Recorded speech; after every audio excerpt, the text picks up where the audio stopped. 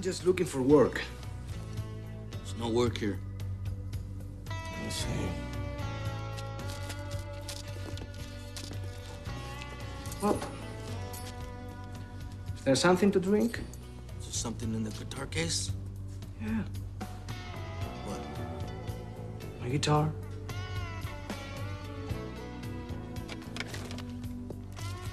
Are you sure you don't want to hear me play before you say there is no work? Hey, we just want to see what's in the case. If it's like you say it is, you can drink all you want. I told you already. I'm a musician, and this is my guitar. Don't touch it! Get him away from there.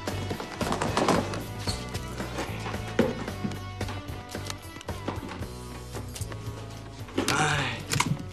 Come on, hurry up! How you doing? What is it? It's a guitar. It's a guitar. We all heard stories of a guitar case full of guns. No. Just had to make sure. Understand.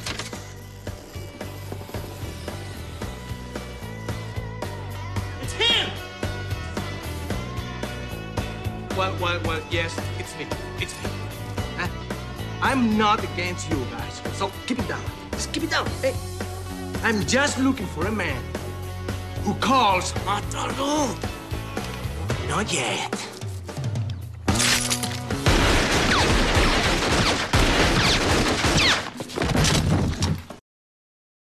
As possibly bleak as this.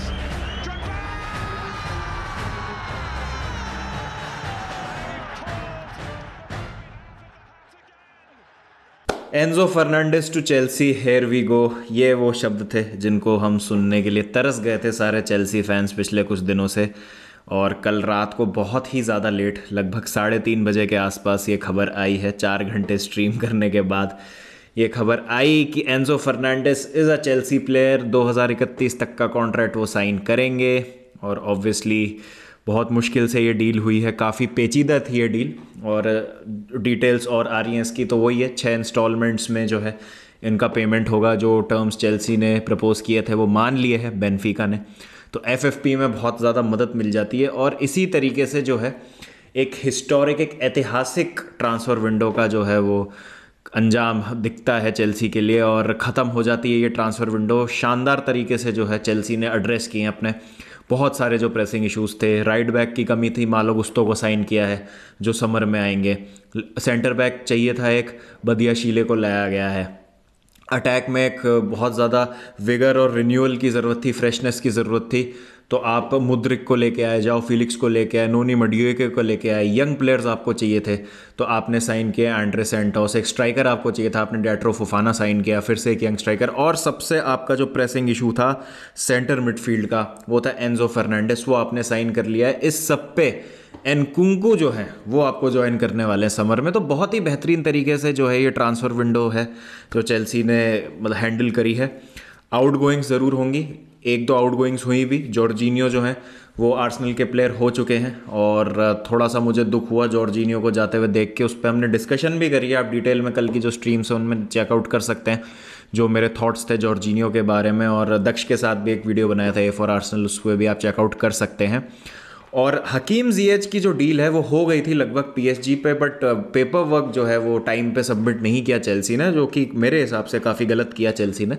और इसके कारण अटक गए हकीम जिएच Paris में और शायद अब वो मूव नहीं कर पाएंगे। एक रिक्वेस्ट डाली है पीएसजी ने, थोड़ा सा एक्स्ट्रा टाइम मांगा है, तो देखते हैं क्या होता है उसमें। बट अभी ये न्यूज़ आई है कि पेपर वर्क सबमिट ना होने की वजह से टाइम पे वो जो फॉर्मेलिटीज़ होती है ट्रांसफ़र की वो पूरी नहीं हो पाई। तो इस समय हकीम जिएच का ट्रांसफ़र नहीं हुआ पीएसजी में। बट हो सकता है जब तक मैं ये वीडियो निकालूँ तो कोई सॉल्यूशन निकल आए, but I am not pretty sure about that. But coming back to Chelsea, और एंजो फर्नांडिस चाहिए था भाई, ये प्लेयर चाहिए था।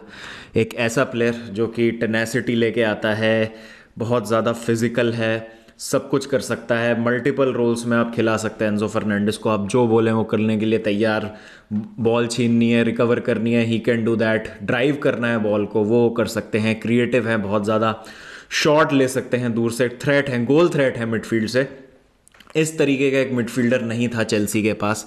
ये लाई है चेल्सी, बहुत ज़्यादा बेहतरीन तरीके से काम किया। अब लोग यहाँ पे बोलेंगे कि यार 105 मिलियन फिर से जो है ट्रांसफ़र रिकॉर्ड तोड़ दिया है चेल्सी ने जनवरी विंडो में। लास्ट टाइम जब ये होता 2011 में हुआ था, जब फर्नांडो टोरेस के लिए 50 मिलियन खर्च किए थे, और ब्रिटिश ट्रांसफ़र रिकॉर्ड जो था चेल्सी ने वो तोड़ा था, और फिर से एंजो फर्नांडिस के समय ये कारनामा करके दिखाया चेल्सी ने। लेकिन अब आप ये देखिए कि चेल्सी का टॉप 4 में और चैंपियंस लीग में क्वालिफिकेशन बहुत ज़्यादा मुश्किल है सीज़न। ये सीज़न स्ट्रगल से भरपूर है। अगले सीज़न जो है, अब आप देख सकते हैं जैसे सिटी में एक मिडफील्डर की कमी ज़रूर होने वाली है क्योंकि गुंडोगन छोड़ के जाएंगे। फिर उसके बाद टोनी क्रूज और लूका मॉड्रिच रियल मैड्रिड से मूव ऑन करेंगे। लिवरपूल की भी हालत कुछ बहुत ज़्यादा अच्छी नहीं है मिडफील्ड को लेके। मैनचेस्टर यूनाइटेड ने ऑल्दो सबिट्जर को साइन किया है, लेकिन उनको भी मिडफील्डर की ज़रूरत होगी। तो जूड बेलिंगम है, एंजो फर्नांडिस है, डेक्लन राइस है, मोइसेस काइसेडो हैं ब्राइटन के। क्लब्स बहुत ज़्यादा हैं, कंपटीशन बहुत ज़्यादा होगा। तो चेल्सी को अगर साइन करना था, एंजो फर्नांडिस को स्टैमफोर्ड ब्रिज लाना था, तो यही मौका था। इसके अलावा दूसरा चांस नहीं मिलने वाला था। तो ये आप अपॉर्चुनिटी कॉस्ट समझिए जो चेल्सी ने कंपटीशन से बचने के लिए एक्स्ट्रा पे किए, दैट्स इट। और आज की तारीख में कोई प्लेयर इस कितने पैसे के काबिल है, क्या वर्थ है उसकी, ये सब डिस्कशन तो मेरे ख्याल से बेमाने हो जाते हैं। बट ऑब्वियसली बहुत सारे लोगों को मायूस भी किया है इस ट्रांसफ़र विंडो ने, और जिस तरीके से चेल्सी ने पैसा खर्च किया है, सबसे ज़्यादा ट्रांसफ़र विंडो में आई थिंक पैसा खर्च हुआ होगा, ये आई हैव टू चेक, लेकिन मेरे को जहाँ तक लगता है कुछ 600 मिलियन के आसपास चेल्सी ने इसी ट्रांसफ़र विंडो में पैसा खर्च कर दिया है। 300-400 मिलियन का खर्चा समर में हुआ, तो करीब 1 बिलियन पाउंड्स के आसपास खर्चा कर दिया है चेल्सी ने। और जिसका मतलब ये है कि हमने लगभग ओवरहॉल कर दिया है पूरा स्क्वाड को। बस 1-2 एरियाज और बचते हैं, जैसे एक स्ट्राइकर और एक गोलकीपर, वो भी मुझे लगता है कि समर में हम एड्रेस कर लेंगे उन इशूज़ को। और समर में हमने ज़्यादा नहीं काम छोड़ा है अब अपने लिए, और ये बहुत अच्छी बात है। और अब हम सीधा जो है compete कर सकते हैं, और बेहतरीन तरीके से जो है हमने अपने जो प्रेसिंग एरियाज़ हैं उनको एड्रेस कर लिया। अब यही है दिक्कत, कुछ जो टीम्स हैं वो 3-4 विंडोज़ में, 2-3 विंडोज़ में अपना जो है इशू उसको सॉर्ट करती है। चेल्सी ने एक ही विंडो में कर दिया है। इतनी ज़्यादा स्पेंडिंग हो गई है, इस वजह से शोर भी बहुत ज़्यादा मच रहा है। बट ऑब्वियसली अगर आपको compete करना है तो वो जो गैप है आपको जल्द से जल्द कम करना पड़ेगा आप में और जो आपसे ऊपर टीम्स हैं उनमें। वरना अगर आप वहीं रह गए तो जो रिलेटिविटी है बढ़ती जाएगी, और जो आपसे आगे टीम्स हैं वो और ज़्यादा बेहतर होती जाएंगी। तो वो आप एक रिस्क में आ जाते हैं कि आप compete नहीं कर पाएंगे। आप प्रोग्रेस करेंगे, आप अपनी पेस से करेंगे, लेकिन आपसे ज़्यादा पेस आपसे जो ऊपर टीम्स हैं उनकी होगी। तो डेफिनेटली जो है चेल्सी ने, मेरे हिसाब से कोई चेल्सी फ़ैन यहाँ पर अब कंप्लेन नहीं कर सकता। एम्बिशन की कोई यहाँ पर अब बात नहीं है। ओनर्स जितना बैक कर सकते थे उन्होंने कर दिया मैनेजर को। बहुत ही बेहतरीन 10 on 10 ये ट्रांसफ़र विंडो है। बट अगेन मैं सिर्फ अभी यह कह रहा हूँ कि अभी सिर्फ ट्रांसफ़र विंडो हुई है, अभी सिर्फ प्लेयर्स आए हैं। अब ऑन फील्ड जो है एक ऐसी परफॉर्मेंस देते हैं, उस पर बहुत ज़्यादा मैटर करती हैं चीज़ें।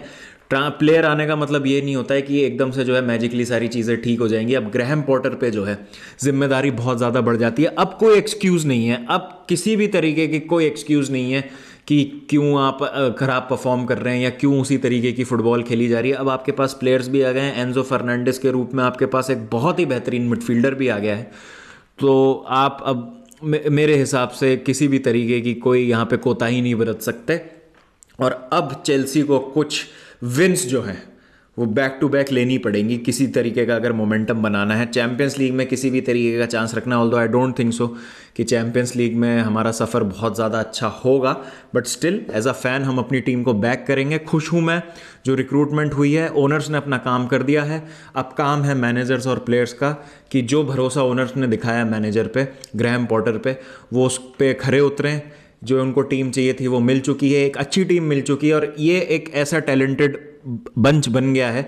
आप देखें जितनी भी साइनिंग्स करी हैं चेल्सी ने, वो सब उन प्लेयर्स की करी हैं जो 20-22 साल की एज ग्रुप के आसपास है, जो कि आराम से आपको 3-4-5 साल दे सकते हैं एक अच्छे लेवल पे, और आपकी एक बहुत अच्छी स्पाइन बन सकती है। फ्यूचर जो है वो आपका शॉर्ट हो गया अगले 4-5 साल का।